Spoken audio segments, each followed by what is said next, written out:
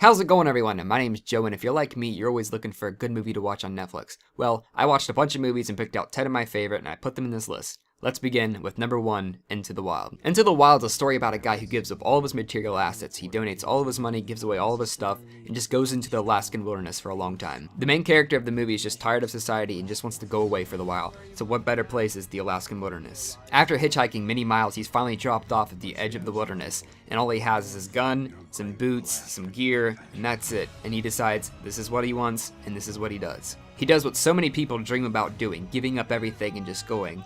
And this is what this movie really embodies. I've always wanted to get up and just go to some random foreign country, so I was able to connect really well with the main character of this movie. For anyone who likes travel or adventure movies, you're gonna love this. I strongly suggest giving it a watch, so put it in your instant queue, and let's move on to number 2. Don't let the title of this next movie spoil it for you. John Dies at the End is one of the funniest and one of my most favorite movies on Netflix.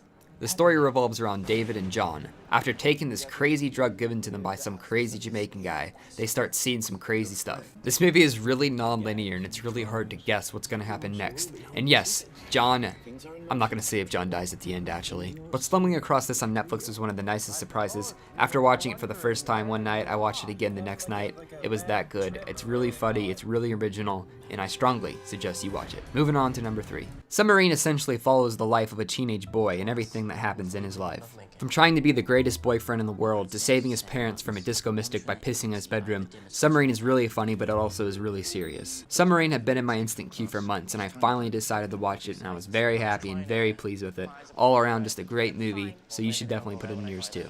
The number 4 item on my list is Bottle Rocket, directed by Wes Anderson. After 3 friends pull off a heist at a local bookstore, they set their aim a little higher with a meat factory. Other than that, this movie is really hard to describe just because it's really all over the place. Going into this, I really didn't expect to like this movie just because I've never really been a big fan of the Wilson brothers, but after about 20 minutes, it had charmed me and I was laughing, and it's almost like a funny version of Reservoir Dogs, so if you guys were looking for like a comparison, I'd say that's the closest you're ever gonna get. But nonetheless, let's move on to the 5th item on our list, The Cabin in the Woods. When I first heard of this movie, I assumed it was gonna be exactly like the title entails. A bunch of teenagers go into a cabin in the woods and then they all get killed by serial killers. As it turns out, all the people in the cabin are actually contestants on this game show of a sorts, and they just start dying by these crazy monsters. When I first watched this movie, I had no idea what the plot was, so it actually was a great surprise to me when I found out that this was actually a pretty awesome movie. It grabs a hold of the cabin in the woods cliche and just totally owns it, making it one of the funniest, scariest horror movies I've ever seen. And on that note, let's move on to one of the trippiest movies I've ever seen, Enter the Void. Enter the Void absolutely blew me away. After an amateur drug dealer is murdered by the cops, the spirit then goes on this crazy journey of past, present, and future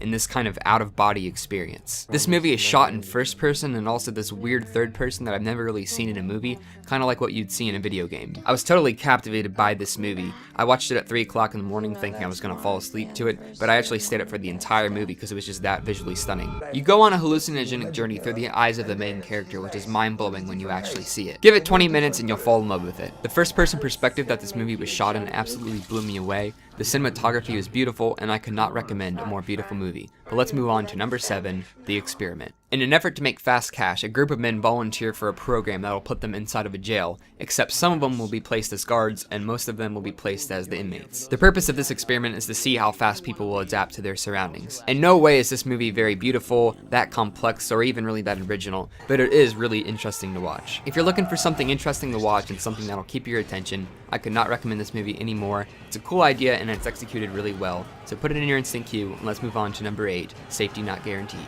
After discovering a guy who's supposedly working on a time machine, a journalist tries to get closer to him to try to get the next big story for a newspaper. If you're not big into romantic comedies, don't let that throw you off. Safety Not Guaranteed is a really funny movie with a really big heart. As the movie goes on, you begin to actually feel for the time traveler. You want him to go back in time and change what he wants to change. And by the end of the movie, you actually care about all the characters, which I think is really important in a movie. If you like time travel movies, comedy movies, independent movies, this movie is going to be for you. So stick it into your instant queue, and let's move on to number 9, Kumare. Kumare is a documentary film that follows Kumare, a prophet that goes around teaching spiritual ideas and advice. The catch though is that everything he says, everything he does, everything he is 100% made up. The director of this movie looked around and saw all the fake gurus, all the fake spiritual advice people, and he said, hey, I can do this too. So he created this persona and began his work as a new guru. The director didn't do this for the sake of making fun of people. He did it to show people that they can change their life. They can be the difference in their life. They don't need spiritual advice and the lies of everyone else. They can do it for themselves, and I believe the filmmaker was really trying to teach that lesson. When the film first started, you couldn't believe people were actually following them. People saw him as a prophet, and this is a large group of people. But by the end, you actually feel for him, because people who go to the spiritual advice, they're just looking for something. And the filmmaker wants to tell them that they can be the difference in their life. They can change anything that's wrong with their life.